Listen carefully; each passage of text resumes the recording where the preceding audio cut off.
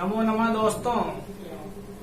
हम कारक पढ़ रहे थे और कारक में भी हम कर्म कारक पढ़ रहे थे, जिसके हमने सूत्र पढ़े थे दोस्तों। कर्तुरीप्सित तमम कर्मः और कर्मणि द्वितीया अधिसिंह स्थासाम कर्मः और उपान्वध्यांग वसः। यह हमने सूत्र पढ़े थे। इसके अलावा कल की कक्षा में हमारा सूत्र चल रहा था दोस्तों, अभितः परितः समया निक्षा प्रतियोगी अपि द्वितीया। यह सूत्र हम पढ़ रहे थे। इसमें हमने अभितः, उभयतः, परितः और सर्वतः, ये चार जो उदाहरण थे दोस्तों, ये हमने देखे थे। इसके अतिरिक्त आज देखिए दोस्तों और अन्य उदाहरण हम पढ़ रहे थे दोस्तों। कर्म कारक, कर्म कारक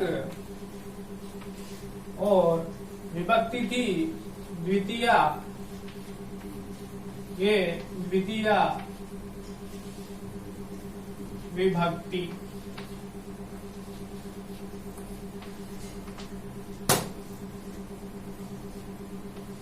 इस प्रकार से दोस्तों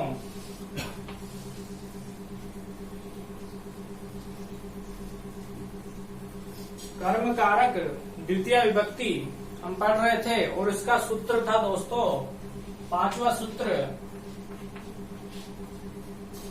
यह सूत्र था दोस्तों, अभितः, परितः, अभितः, परितः, शमया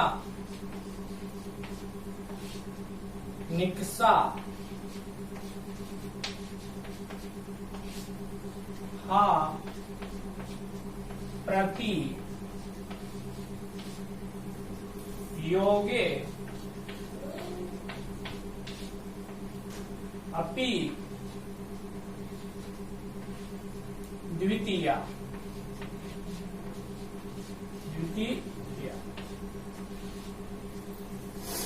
दोस्तों यह सूत्र पढ़ रहे थे हम। इसमें से अभितः, परितः, उभयतः और सर्वतः, यह चार शब्द हमने पढ़ लिए थे। इनके सभी उदाहरण हमने देखे थे दोस्तों, और वह सभी उदाहरण स्पष्ट हो चुके हैं दोस्तों पूरी तरह से। और अब हम समया और निक्सा, इस शब्द का उदाहरण देखते हैं दोस्तों। समया और निक्षा के योग में कर्म कारक में द्वितीय विभक्ति, कर्म कारक में द्वितीय विभक्ति किस प्रकार से होती है दोस्तों, एक उदाहरण देखिए दोस्तों। उदाहरण है दोस्तों, एक उदाहरण देखिए, जैसे कि मान लीजिए उद्यान, उद्यान के निकट विद्यालय है ना दोस्तों। तो ये उद्यान के निकट, निकट या समीप, उद्यान के निकट या समीप विद्यालय है, विद्यालय है दोस्तों। ये उदाहरण हो गया उद्यान के निकट या समीप विद्यालय है। अब दोस्तों निकट और समीप, इस सूत्र में से समया और निक्षा, समया और निक्षा दोनों एक ही अर्थ को बताते हैं, और वो अर्थ है निकट या समीप। समया और निक्षा का अर्थ होता है निकट या समीप। तो निकट या समीप के लिए हम यहाँ लिख देंगे दोस्तों समया, समया या निक्सा, समया या निक्सा, यह हमने लिख दिया। अब इस वाक्य में देखिए, उद्यान के निकट या समीप विद्यालय है, तो विद्यालय है विद्यालय क्या हुआ? कर्ता, और कर्ता में कौन सी विभक्ति आती है दोस्तों? प्रथमा। तो ये विद्यालय, ये विद्यालय, ये हो गया दोस्तों। विद्यालय कर्ता है, और जैसा कर्ता होगा वैसी ही क्रिया होगी। तो विद्यालय है, क्रिया है अस्ति, विद्यालय अस्ति। इस प्रकार से दोस्तों विद्यालय अस्ति, विद्यालय क्या है दोस्तों? कर्ता, और कर्ता में प्रथमा विभक्ति, अस्ति क्या है क्रिया, ये क्रिया दोस्तों। अब देखिए समया और निक्षा, समया और निक्षा का योग है, समया और निक्षा का क्या है? योग। समया और निक्षा के योग में उद्यान, उद्यान क्या है दोस्तों? कर्म है। समया और निक्षा के योग में उद्यान में द्वितीय विभक्ति हुई, कर्म कारक हुआ। तो समया और निक्षा के योग में उद्यान जो शब्द है, उद्यान कर्म है, और इसमें ये द्वितीय विभक्ति का प्रयोग हो गया दोस्तों, उद्यानम। इस प्रकार से उद्यान के निकट या समीप में विद्यालय है, तो उद्यानम समया निक्षा विद्यालय अस्ति। इस प्रकार से दोस्तों आपको बिल्कुल स्पष्ट हुआ। अब देखिए दोस्तों, ये तो हमारा उदाहरण हो गया समया और निक्षा का। अब हम हा को लेते हैं दोस्तों, हा, इसका भी हम प्रयोग देखते हैं उदाहरण के माध्यम से। हा, हा क्या? हा का मतलब हमने आपको बताया था दोस्तों अफसोस, अफसोस है ना दोस्तों। तो हा, इसका भी उदाहरण देखिए दोस्तों, हा। उदाहरण है दोस्तों हा शठम, हा शठम, ये दोस्तों। अब ये हा, हा के योग में शठम द्वितीय विभक्ति का प्रयोग हुआ दोस्तों। हा के योग में शठम में द्वितीय विभक्ति का प्रयोग हुआ दोस्तों, ठीक है। तो ये हा का तो क्या हो गया? योग। हा के योग में शठम शब्द में द्वितीय विभक्ति का प्रयोग हुआ, तो ये इसमें हो गई दोस्तों द्वितीय विभक्ति, ठीक है दोस्तों। शठ का मतलब क्या होता है दोस्तों? शठ, शठ का मतलब है धूर्त। जो धूर्त व्यक्ति होता है ना, उसे शठ कहते हैं संस्कृत में, ठीक है दोस्तों। तो शठ माने धूर्त। अब हा का मतलब हमने आपको बताया था अफसोस, तो इसका क्या मतलब हो गया? शठम धूर्त, शठ के प्रति हा अफसोस। इस पूरे वाक्य का अर्थ क्या हो जाएगा दोस्तों? शठम, हा शठम, शठ के प्रति हा अफसोस, ठीक है दोस्तों। तो हा के योग में शठम में द्वितीय विभक्ति हुई, स्पष्ट। अब इस सूत्र का, इस उदाहरण का अर्थ देखिए दोस्तों, हा शठम, तो शठ, ये शठ के प्रति अफसोस, ये हो गया दोस्तों। इस उदाहरण का अर्थ हो गया शठ के प्रति अफसोस, ठीक है दोस्तों। तो हमने अब समया निक्षा और हा, इनके ये उदाहरण हमने देख लिए हैं दोस्तों। अब प्रति बचा दोस्तों। अब प्रति को भी देखते हैं दोस्तों। ये समझ लीजिए, देख लीजिए, स्पष्ट हुआ। अब आगे चलते हैं।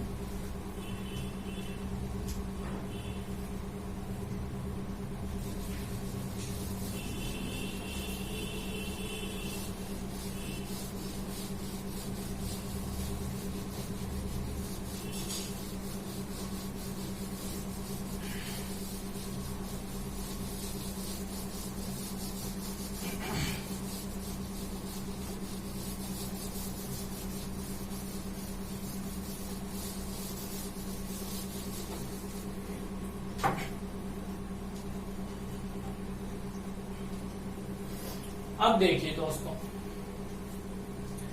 प्रति शब्द, ये प्रति शब्द। अब प्रति का अर्थ हमने आपको क्या बताया था, की ओर।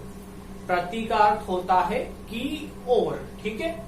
अब इसका उदाहरण देखिए, एक उदाहरण ले लेते हैं दोस्तों, जैसे कि मान लीजिए राम विद्यालय की ओर जाता है। राम विद्यालय की ओर जाता है। देखिए दोस्तों उदाहरण, राम विद्यालय की ओर जाता है। ये हो गया दोस्तों, राम विद्यालय की ओर जाता है।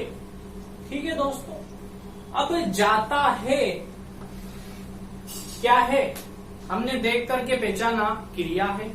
जाता है, खाता है, पीता है, क्रिया होगी दोस्तों।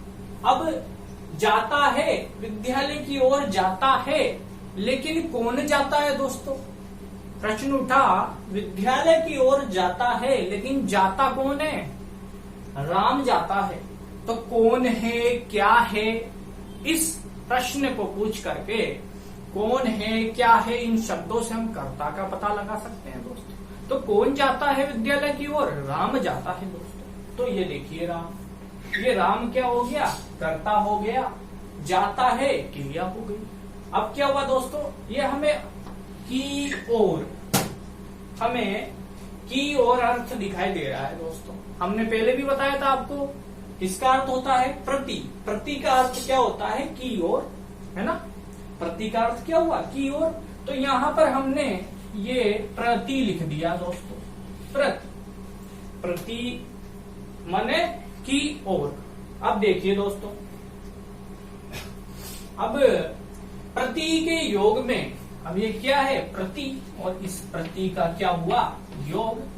प्रति शब्द के योग में विद्यालय क्या हुआ? कर्म। राम हो गया कर्ता, जाता है हो गया क्रिया। तो अब बचा क्या? विद्यालय। ये विद्यालय, अब विद्यालय क्या हो गया? कर्म हो गया। तो विद्यालय कर्म में द्वितीय विभक्ति हो जाएगी दोस्तों। तो ये विद्यालयम, इस प्रकार से ये क्या हो गया? कर्म हो गया। प्रति शब्द के योग में कर्म में द्वितीय, तो ये विद्यालयम हो गया, कर्म में द्वितीय हो गई। अब राम एक है दोस्तों, कर्ता है, तो कर्ता में प्रथमा विभक्ति आती है। तो ये देखिए दोस्तों, ये राम, राम, ये राम, राम, ये हो गया कर्ता, इस प्रकार। और राम जाता है, तो गच्छति, गच्छतः, गच्छन्ति। राम कर्ता और जैसी क्रिया गच्छति, तो ये गच्छति, इस प्रकार से। गच्छति क्या हो गई? क्रिया। इस प्रकार से दोस्तों, राम विद्यालय की ओर जाता है, रामः विद्यालयं प्रति गच्छति। इस प्रकार से प्रति शब्द के योग में कर्म में द्वितीय विभक्ति हुई, विद्यालय कर्ता प्रथमा का, तो क्रिया भी प्रथमा की। स्पष्ट हुआ दोस्तों पूरी तरह से। अब देखिए दोस्तों, ये प्रति की ओर यहां तक योगे अपि द्वितीया, इस सूत्र में जितने भी शब्द थे सभी के हमने उदाहरण देख लिए हैं। यह सूत्र समाप्त हुआ, संपूर्ण हुआ। अब इसके अलावा हमने आपको कुछ और शब्द भी बताए थे, जिन शब्दों के योग में भी कर्म कारक द्वितीय विभक्ति होती है। तो उन शब्दों को भी देख लेते हैं। इस प्रकार से अभितः, परितः, समया, निक्षा, हा और प्रति, ये 6 शब्द हुए। इनके अतिरिक्त हमने उभयतः, सर्वतः, परितः, है ना दोस्तों, अभितः, परितः, सर्वतः और उभयतः। 4 ये शब्द, 6 और 4 कुल। देखिए दोस्तों, अभितः, परितः, समया, निक्षा, हा, प्रति, ये सारे शब्द हमने देखे। इनके अतिरिक्त हमने इसी के जैसा शब्द उभयतः देखा, है ना, परितः और सर्वतः देखा।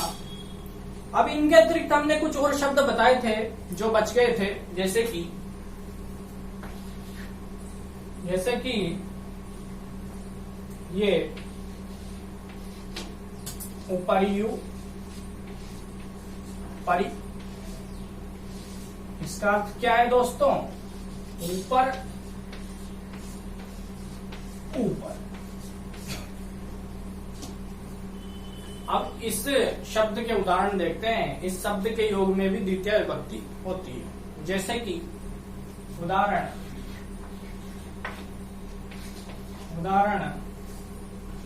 गांव के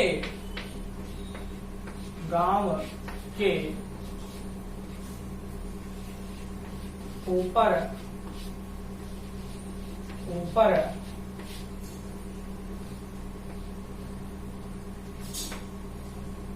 गांव के ऊपर बादल है।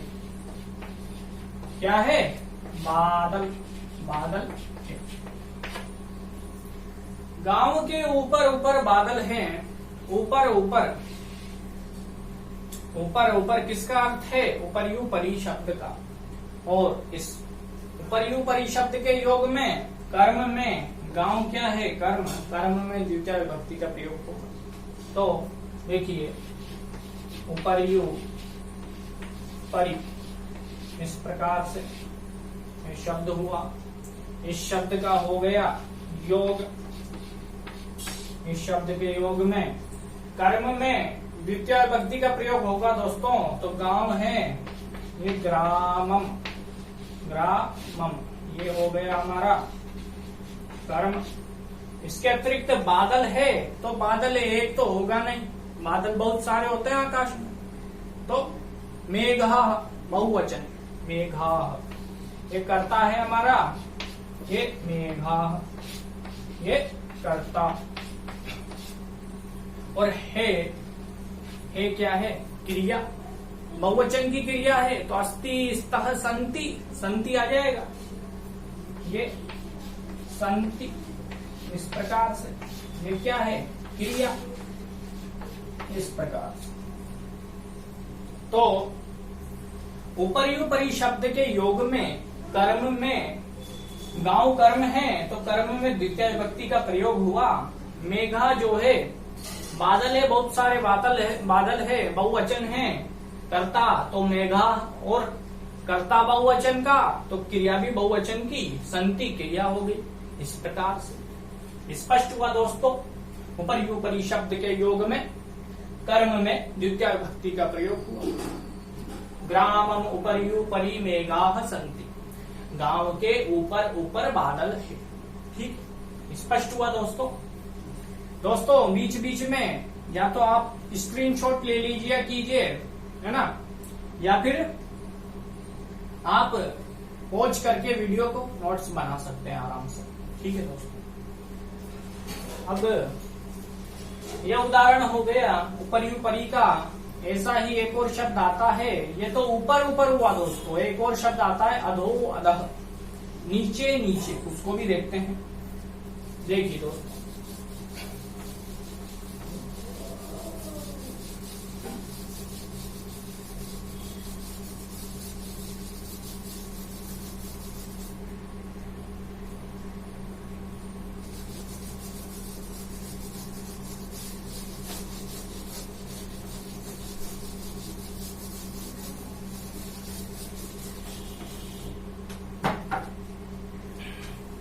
देखिए दोस्तों, एक और शब्द है अधो अधः, अर्थ होता है नीचे। देखिए, यह अधो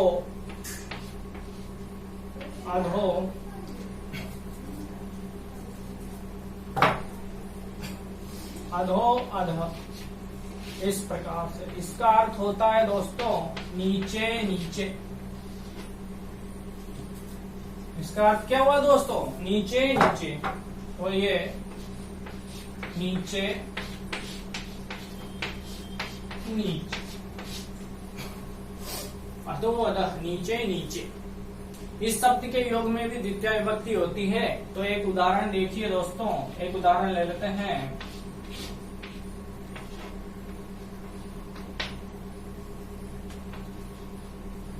आकाश के नीचे नीचे पृथ्वी है। यह उदाहरण देखिए दोस्तों, ये आकाश, आकाश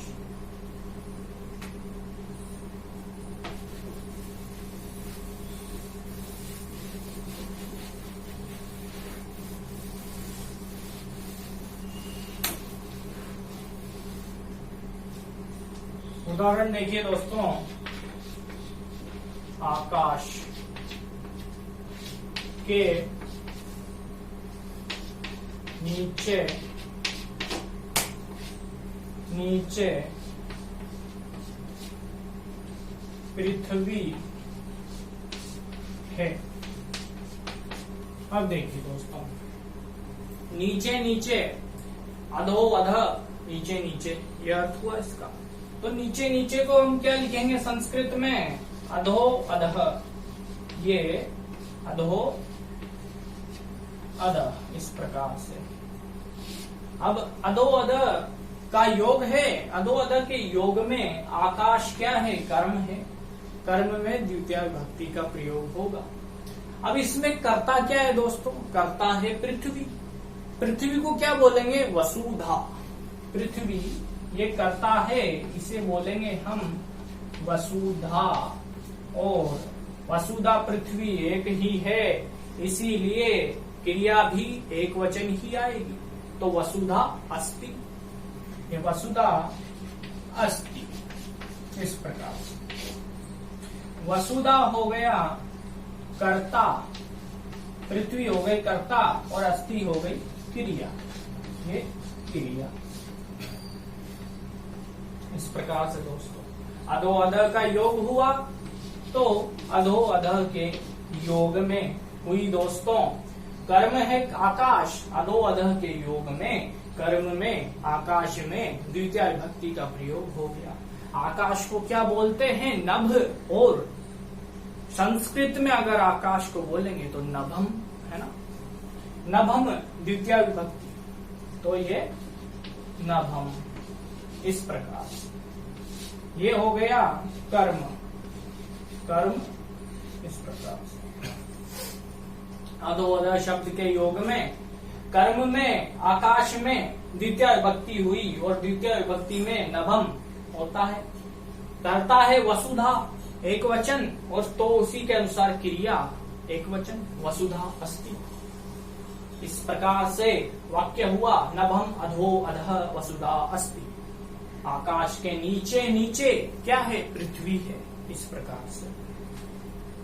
अब ये देखिए दोस्तों, ये स्पष्ट हुआ। इसके अतिरिक्त अब ऊपरी हुआ, अधो अधः हुआ, एक और शब्द आता है दोस्तों, और वह है, अभी देखिए दोस्तों,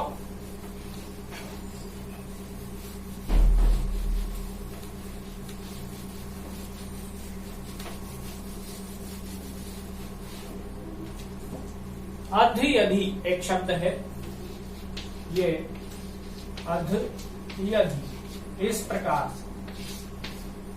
ये अध्यधि शब्द हुआ, इसका अर्थ होता है बीच बीच में, ठीक है। तो अध्यधि का अर्थ क्या हुआ? बीच बीच में, ये बीच बीच में, ये अध्यधि का अर्थ हुआ बीच बीच में। एक उदाहरण लेते हैं दोस्तों, जैसे आत्मा और परमात्मा, आत्मा और परमात्मा के बीच बीच में माया है। आत्मा और परमात्मा के बीच में माया है। तो ये उदाहरण देखिए दोस्तों, आत्मा व परमात्मा के बीच बीच में बीच बीच में क्या है दोस्तों? माया है, माया है। इस प्रकार से अब देखिए दोस्तों, आत्मा व परमात्मा के बीच बीच में माया है, ठीक है। अब बीच बीच में किसका अर्थ था? अध्यधि का, और अध्यधि का अर्थ होता है बीच बीच में। तो यहाँ पर हमने क्या लिख दिया? अध्यधि, ये अध्यधि ये लिख दिया हमने, और अध्यधि लिख दिया। इसके बाद क्या है? माया व परमात्मा के बीच बीच में माया है, माया है। तो आत्मा व परमात्मा के बीच में कौन है? हमने प्रश्न किया है कौन, तो कौन है? माया है। अर्थात कौन से हमें पता चल गया कर्ता कौन है, तो ये माया है ना दोस्तों। तो माया क्या है? कर्ता है, ठीक है। तो ये उदाहरण हुआ, इसको नीचे लिख देते हैं दोस्तों। ये बीच बीच में, इसके लिए हमने लिखा अध्यधि, अध्यधि। इस प्रकार माया करता है, तो माया को माया ही बोलेंगे दोस्तों। तो ये माया। इसके बाद है, क्रिया है, एक वचन। माया एक वचन है, कर्ता, तो क्रिया भी एक वचन होगी, तो माया अस्ति, माया ये अस्ति। इस प्रकार देखिए दोस्तों, अब बच क्या गया उदाहरण में? आत्मा और परमात्मा। ये आत्मा और परमात्मा कर्म है इसमें दोस्तों। देखिए, अब देखिए, अध्यधि के योग में, अध्यधि के योग में आत्मा व परमात्मा कर्म में द्वितीय विभक्ति होगी। अब आत्मा को द्वितीय विभक्ति में कैसे लिखेंगे? आत्मा का द्वितीय विभक्ति एक वचन का रूप होता है दोस्तों आत्मानम, आत्मानम। अब देखिए दोस्तों, ये आत्मानम, इस प्रकार से आत्मानम, आत्मा व परमात्मा, तो आत्मानम। अब परमात्मा को परमात्मानम, इसी प्रकार से परमात्मानम, इस प्रकार से आत्मानम परमात्मानम च अध्यधि माया अस्ति। आत्मानम, इस प्रकार से आत्मानम परमात्मानम च अध्यधि माया अस्ति। आत्मा व परमात्मा क्या है? ये पूरा कर्म है, और अध्यधि शब्द के योग में कर्म में द्वितीय विभक्ति हुई। माया यहाँ पर कर्ता है, तो ये कर्ता हुआ दोस्तों। अस्ति क्रिया है, तो ये क्रिया हो गई दोस्तों। इस प्रकार से हमने अध्यधि अध्यधि जो शब्द है, इसको बिल्कुल हमने स्पष्ट कर लिया है दोस्तों। आत्मानम परमात्मानम च अध्यधि माया अस्ति। आत्मा व परमात्मा के बीच बीच में माया है, ये स्पष्ट हुआ दोस्तों। अब एक और शब्द बचता है दोस्तों, ये आपने देख लिया है। अब एक शब्द और बचेगा दोस्तों, धिक। धिक माने धिक्कार। इस प्रकार से दोस्तों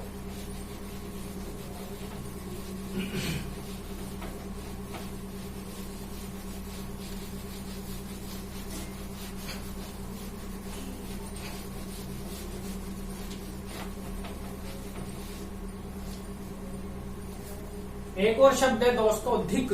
धिक का अर्थ होता है धिक्कार। जैसे कि हम किसी से कहते हैं, कोई गलत व्यक्ति होता है, गलत कार्य करता है, कि तुम्हें तो धिक्कार है, इस प्रकार का। तो एक शब्द और बचा दोस्तों, धिक। धिक का अर्थ होता है धिक्कार।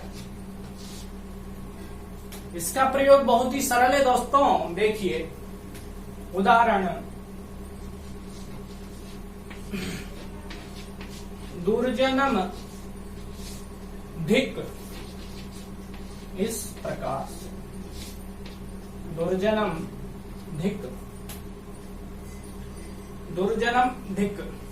धिक, धिक के योग में धिक का हुआ योग और धिक के योग में दुर्जनम शब्द में द्वितीया विभक्ति कर्म कारक। ये दुर्जनम में द्वितीया विभक्ति और क्या है ये दुर्जन कर्म है दोस्तों। धिक के योग में दुर्जनम में कर्म में द्वितीय विभक्ति का प्रयोग हुआ। इस प्रकार से दुर्जन को धिक्कार है, दुर्जनम धिक। ठीक है दोस्तों। तो दोस्तों आज हमने अभितः, परितः, समया, निक्षाहा, प्रति ये सभी शब्द पढ़े दोस्तों। इसके अतिरिक्त हमने उपरी उपरी, अधो अधः, धिक, अध्यधिक, है ना दोस्तों। इस प्रकार से हमने सभी शब्द पढ़ लिए हैं दोस्तों और यह सूत्र पूरा संपूर्ण हुआ।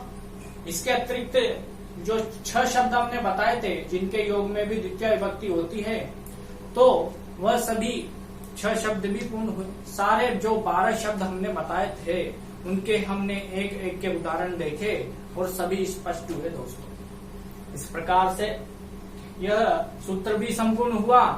अब हम कल से कर्म कारक द्वितीय विभक्ति का अगला सूत्र पढ़ेंगे दोस्तों। हमने आपको पहले बताया था कि कर्म कारक बहुत लंबा है, इसे हमें धैर्य के साथ पढ़ना है।